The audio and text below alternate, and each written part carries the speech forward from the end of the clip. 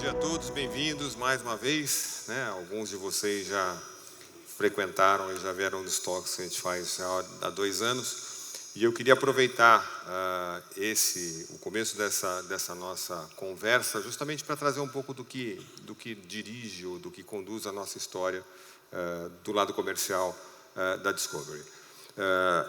E eu queria contar um pouco, porque eu acho que assim, a gente passa por 2 estágios interessantes que trouxeram a gente para cá, né? De cerca de 5 anos para cá, a gente tem percebido algumas coisas que a gente faz e faz de maneira muito correta no nosso dia a dia, quer dizer, a gente vem construindo de maneira muito consistente as audiências dos nossos canais lineares, ou seja, a gente segue crescendo num ambiente hostil, difícil, como tem sido o Brasil nos últimos anos, mas a gente continua conquistando espaço nessa história. No que fala de não lineares, a gente tem trabalhado muito as plataformas que têm VOD, em que a gente está presente, os nossos conteúdos têm uma presença significativa, em alguns casos, como no Kids, eles são líderes no que diz respeito à quantidade de viewers e de consumo de conteúdo, ou seja, a gente vem construindo uma história muito consistente do ponto de vista de companhia e trabalha muito próximo na questão de saber contar histórias. Eu acho que a grande diferença do que a gente faz no nosso dia a dia é a capacidade que a gente tem de contar histórias que apaixonem, né? O Fernando falou um pouco sobre isso, eu acho que vocês vão ouvir ao longo do dia muito essa história da paixão, que é super importante para a gente. Mas a gente sempre foi muito inquieto, porque na verdade assim, se preservar dentro desse cenário em que a gente é simplesmente um conjunto de canais de televisão não era suficiente para a gente. E a gente entendia que precisava buscar uma forma de conversar com o mercado, conversar com agências, anunciantes, com as marcas, de uma maneira que elas pudessem perceber cada vez mais valor naquilo que a gente faz e mais competência naquilo que a gente pode fazer e, na verdade, que a gente pudesse estar presente durante um período maior de tempo nessa conversa, nessa relação, e não só do ponto de vista tático de ser um canal de televisão que vai colocar um mapa de comerciais no ar, enfim, e fazer esse tipo de coisa. Por conta disso, a gente começou o Talks. Há 2 anos atrás, a gente fez o primeiro movimento, em outubro de 17, com o Morar, que foi o nosso primeiro projeto, em que a gente começou a trazer para um evento como esse, conversas que pudessem, de alguma maneira, gerar insights, gerar aproximação de vocês com a gente, gerar uma maior compreensão do nosso trabalho, das nossas marcas e do valor daquilo que a gente faz no dia a dia. Então, acho que essa, para a gente, talvez seja a parte mais importante do que a gente está fazendo e o movimento que a gente vai seguindo em relação a tirar a nossa presença e desfazer um pouco essa ideia de que a nossa presença se dá única e exclusivamente através dos nossos canais no dia a dia. E a gente quer aproveitar, porque, na verdade, para a gente, hoje, o tema é outro, né? A gente vai falar de uma coisa que está no nosso DNA, o Fernando falou isso, enfim, falar de paixão, e a gente entende que, por ser conteúdo de vida real, por fazer os conteúdos que a gente faz, que conversam com pessoas normais no dia a dia, a gente precisa, de alguma maneira, trazer esse componente para dentro da conversa. Então, ele é parte do nosso DNA e ele vai estar presente, né? E a discussão aqui, assim, era o que faz o coração das pessoas bater? Como é que a gente gera essa relação? E para a área comercial isso é muito importante, quer dizer, como é que a gente conecta as pessoas para que a gente possa fazer um trabalho depois de vender para vocês ou de levar para as marcas uma coisa maior. E a gente fala de paixão de todos os tipos, né? Então a gente está falando de paixão pelas pessoas, a gente está falando de paixão pela velocidade, de paixão pela aventura nos nossos canais, decoração, moda, enfim, tudo que desperta nas pessoas paixões contadas a partir do ponto de vista de pessoas. Isso traz para a gente talvez o nosso grande diferencial.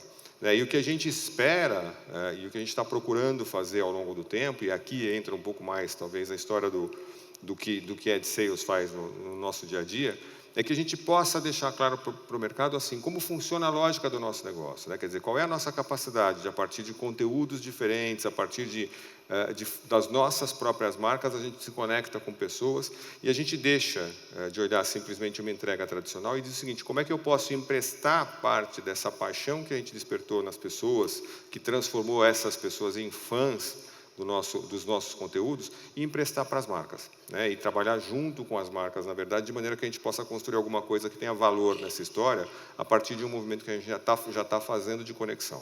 E isso, para a gente entende que tem que ser uma constante o tempo todo, isso tira a gente da conversa de falar de grade de programação e passa a falar de como as marcas podem se relacionar e é onde a gente vai insistir muito ao longo do tempo de como a gente pode trabalhar com vocês. né? Então, e isso tem uma razão, eu vou voltar um pouco aqui, porque assim, a gente está falando de um público que é realmente apaixonado. E tem coisas interessantes que acontecem aqui, né? A paixão vai a uma coisa quase de devoção. Então, se você pegar, por exemplo, o Chip and Joe, que tem, na verdade, que fazem com a gente do Velho ao Novo, um programa que está no Home agora, eles mudaram a vida de Waco, no Texas, na cidade onde eles produziram o programa. E hoje o Waco, eles fazem um trabalho de reconstrução de casas, de valorização dos espaços. A cidade recebe hoje mais de 50 mil pessoas por semana para visitar o lugar, né? Ele já é um dos destinos mais procurados nos Estados Unidos para morar, né? Então, a partir da iniciativa deles, a partir da paixão que eles têm pelo que eles fazem, do formato de contar as histórias que a gente conta, eles foram evoluindo nessa história. Eles criaram uma marca chamada Magnolia, já tem livro, já tem evento, enfim, eles têm uma série de produtos dentro dessa história da Magnolia, as lojas, e eles estão evoluindo com essa história, né? E em 2020, assim como a Oprah nos Estados Unidos tem um canal junto com a Discovery, que é o canal dela, eles vão ganhar um canal também. Então, a partir de 2020, eles vão ter um canal dedicado deles para que a gente possa continuar juntos com a Discovery, né? A gente brinca que o público de lá é tão agradecido pelo trabalho que eles fizeram de reconstrução que tem até vela de 7 dias com os dois nessa história. Mas é o lado onde a gente percebe que tem aí uma paixão enorme, né? Quer dizer, você se conecta com pessoas de um jeito muito diferenciado, né? E isso para a gente é a parte mais importante, né? Que faz as pessoas em algum momento até deixarem de ser devotas para serem viciadas, né? Então, assim, você vai vendo e a gente percebe muito isso, assim, os nossos talentos, eles são capas de revista o tempo todo, eles estão presentes nas publicações, ou seja, eles viraram celebridades nessa história, mais que qualquer coisa. A gente vai experimentar um pouco isso aqui hoje, né? A gente tem ali a Lady Gaga dizendo que se ela pudesse escolher um único programa para assistir a vida toda, seria o 90 Dias para Casar do TLC, ou seja, tem aqui de novo uma conexão com essa nossa história. Os fãs da Gucci pedindo camiseta com a Peppa, ou seja, se vocês forem olhando nesses indicadores, o tempo todo as nossas marcas, as nossas personalidades estão presentes na vida das pessoas, e isso, de novo, é uma tradução de onde a paixão está levando e o que ela está podendo fazer com todo mundo, né? E aí eu acho que aqui tem um pedaço que para mim é muito importante, que assim, é como é que a gente sai, então, porque até aqui eu estou conversando muito do que a gente faz na televisão e de como isso se desdobra. Mas quando você começa a olhar, e eu acho que o grande movimento para fazer agora é assim, como é que eu extrapolo a história da tela? E a gente começa a perceber movimentos que estão acontecendo na Discovery, que são super interessantes. Então, você tem, por exemplo, a IDCon nos Estados Unidos, é um evento que acontece anualmente, que reúne fãs do ID, né? Então, eles saíram do canal, saíram da frente da televisão e se transportaram para fazer um evento para que eles possam conversar sobre investigação nos Estados Unidos, né? A gente tem uma marca chamada Discovery Expedition na Ásia, que é uma marca de roupas, né? E você tem um volume brutal de lojas hoje que trabalham com isso. Nos Estados Unidos, a gente tem um festival de gastronomia, que é o Miami South Beach Wine and Food, que vocês têm ali na tela também. A gente tem um evento de gastronomia em Manila, do TLC. A gente tem live action, e aqui no Brasil a gente está fazendo uma nesse instante com Dinos e Dragões, ou seja, através do Animal Planet a gente está levando esse conteúdo. Fazendo uma quebra aqui que eu acho importante, assim, isso só no sentido de que a gente não está falando de licenciamento das nossas propriedades de conteúdo, mas a gente está falando das nossas marcas principais. Então, você está falando do TLC, do Food, do Discovery, ou seja, as marcas, antes até dos próprios programas, elas têm um valor super importante. Então, não é um licenciamento simples, mas é um valor de marca que a gente está construindo. Nos Estados Unidos, a gente tem um negócio muito forte também. Então, por exemplo, hoje a gente é linha de tinta da Souvenir, da Sherwin-Williams, perdão, Souvenir é concorrente aqui, perdão, mas a gente é linha de tintas da Sherwin-Williams com HGTV, né? Então, a gente tem uma linha específica disso. O Food Network, junto com a Heinz, tem uma linha de produtos, né? Então, a gente percebe esse movimento de novo, como a gente está fazendo das nossas marcas principais. E o que a gente vai ver hoje aqui, na verdade, é como isso desce ou se desdobra de novo quando a gente vai para os talentos. E a gente tem um exemplo aqui hoje no Talks de duas pessoas que se construíram e que se fizeram a partir dessa relação que a gente criou das pessoas com as marcas. Eu queria mostrar um trecho de um vídeo para vocês. Adivinha quem é especialista em transformar casas em lares? Segura essa! Calma! Uou! Como eu descreveria nossa vida? Atribulada e caótica. Ah, meu Deus! Ficou maravilhoso! Te brinca o tempo todo. Esse é o nosso trabalho. Sai da frente que eu vou mostrar como é que se faz. Agora vocês têm uma cozinha de conceito aberto. Um abraço de irmão. Eu percebi que estávamos famosos quando nós vimos numa rede social a foto de uma fã que fez uma tatuagem dos nossos rostos nas costas. Você é muito chato, sabia? Sim, eu sei.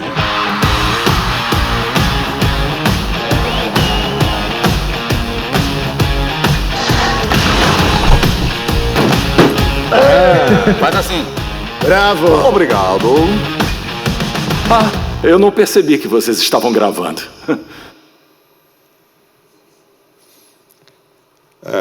E hoje a gente vai falar muito sobre paixão, né? Sobre o amor e sobre paixão.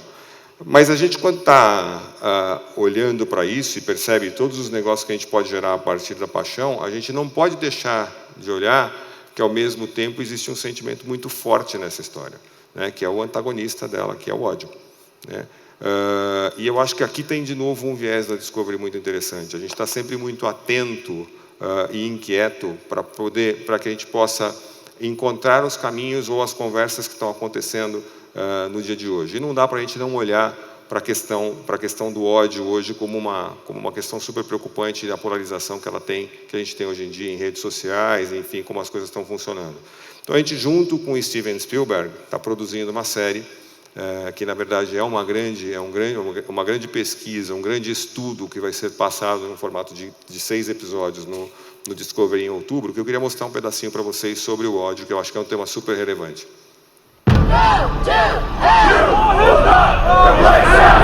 All human beings have the capacity to hate, but what provokes feelings of hate or pushes us to commit acts of violence?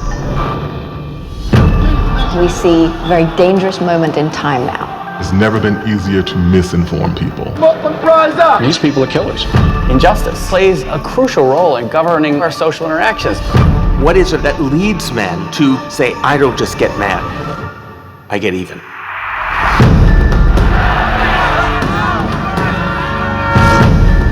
We're seeing a de-evolution that exploits fear.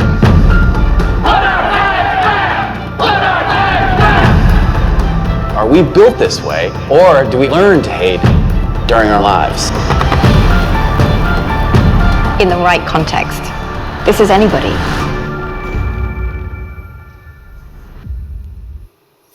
Isso, apesar de um tema pesado e difícil, na verdade, acaba sendo super importante porque traz sempre essa discussão de como é que a gente pode olhar para as coisas que são atuais, que estão acontecendo nesse momento e trabalhar. A gente não pode ignorar o que está acontecendo e tem que trabalhar.